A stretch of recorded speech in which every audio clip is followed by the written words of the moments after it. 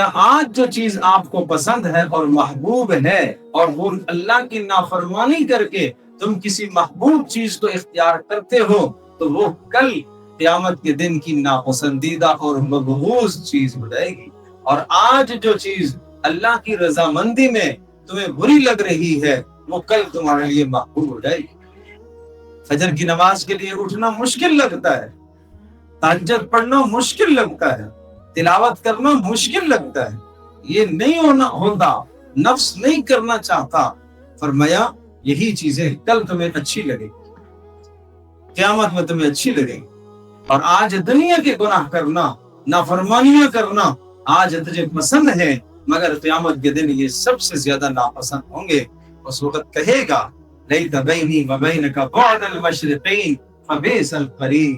دنیا میں جو دوست تھا اور جس دوست پر جان نچھاور کرتا تھا، جس پر مال نچھاور کرتا تھا، جس پر اپنے آپ کو قربان کیا کرتا تھا، اس وقت اس دوست نے دنیا میں نافرمانیوں میں لگایا ہے.